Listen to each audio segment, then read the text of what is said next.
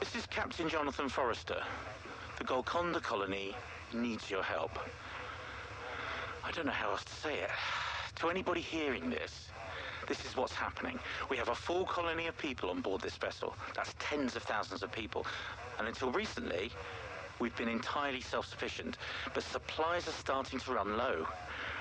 More specifically, we're lacking a lot of technical components. Air filters, water recyclers, circuit boards, things like that. And it's getting harder to patch this equipment up every year. There's only so long we can make do with what we have.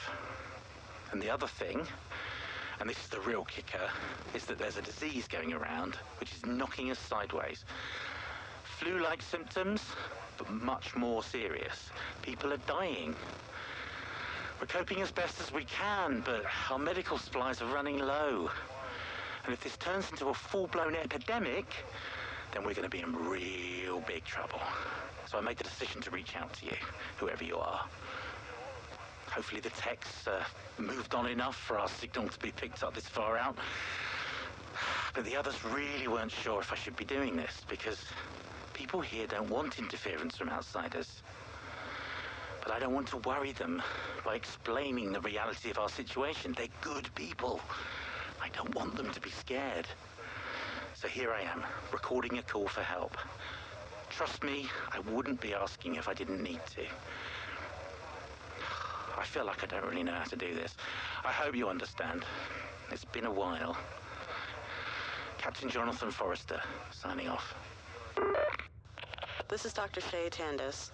Captain Forrester has asked me to summarize the situation on board the Golconda, particularly in regards to a recent outbreak of disease. I must preface this by saying that any attempt to summarize the situation feels inadequate. There is so much to say about the symptoms, the development of our detection methods, and existing treatment philosophies. Nevertheless, I will attempt to speak concisely for the purpose of this broadcast. The disease, known colloquially among the people as the wasting kiss, is a mutated strain of viral nasopharyngitis. One of the drawbacks of living in an atmospherically self-contained structure for hundreds of years is that illness tends to linger. We can't very well sterilize a ship of this size, and with each generation these illnesses adapt to remain virulent. This one particularly so. Antiviral treatments aren't particularly effective, merely delaying the disease's progress. We have confirmed 6 deaths in the past month attributable to the disease. Our medical supplies are somewhat limited, adequate for maintaining health in the occasional serious illness or accident. In the event of a full outbreak, with hundreds of patients requiring treatment, we may be forced to resort to measures such as full quarantine and isolation. When the captain first suggested opening communication with outsiders, I must confess to a certain hesitation. On reflection, it would seem the logical decision for the well-being of the crew. One can only imagine what pharmaceutical advancements have been made over the last millennia. The possibilities are fascinating. Rick Blanchard, Security Chief of the Golconda. First things first. The safety and protection of the people aboard this ship is my primary objective. During my tenure, we've reduced the rate of crime aboard this vessel by 32%. Violent crime is rare, and there hasn't been a murder in over 6 years. My team are well-trained and do the ship proud in how they address the very specific demands of the Golconda. You might think an isolated, spacefaring colony of thousands with no horizons, seasons, or other planetary benefits would have gone mad and initiated some kind of mass tragedy. Well, not on my watch. Which is why I need to be clear in my opposition to the captain's decision to send out a distress call. Humanity doesn't enjoy a stellar record of respecting the rights and well-being of indigenous communities. Hell, we don't know what humanity is anymore past the confines of this 1,000-year hull. The risks outweigh the advantages. I'll follow the captain's order, because he's not let us down yet. Got a good mind, that one. But I'm asking whoever hears this message to understand that we're looking for a trade of goods and resources only. Communication with the general populace of the Golconda is forbidden. Messages regarding developments outside of the Golconda is forbidden. Direct contact between outsiders and Golconda colonists during an exchange of cargo is forbidden. We've always dealt with hard times ourselves. If it were my call, we'd deal with this by ourselves too. This is Aaron Gray of the Golconda.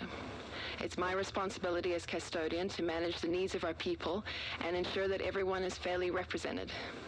I'm recording this message to satisfy the curiosity of anyone who may respond to our distress signal, I suppose.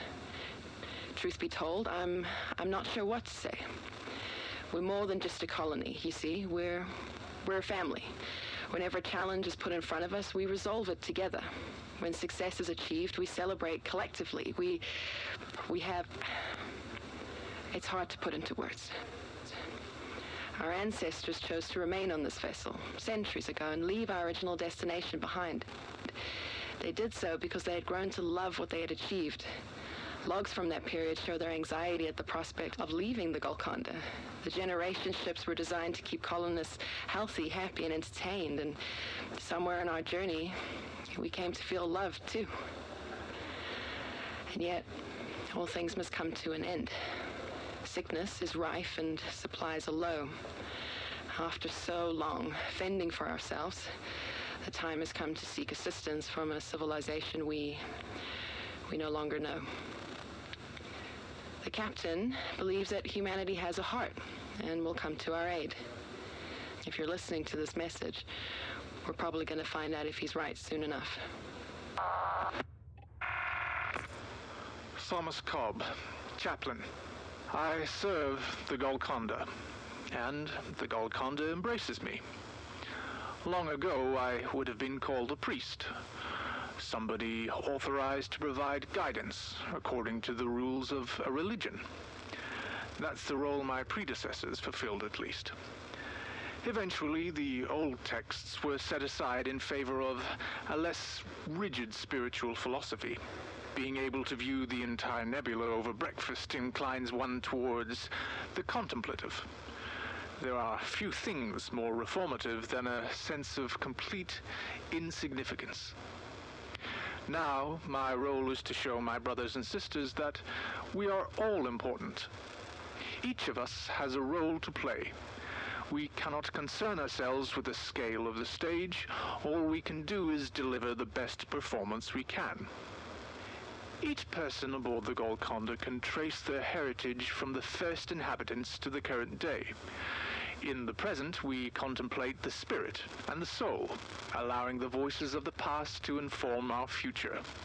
Our respect for them, combined with our belief in each other, creates a community of hope. And here we are, over 1,000 years later, about to reach out a hand and hope that humanity accepts it. What lies in store for us, I wonder? What lessons have been learned from history?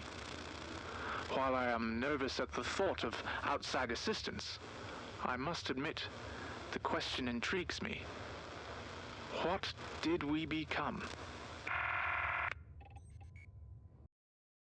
Humanity reads you loud and clear, Captain Jonathan Forrester.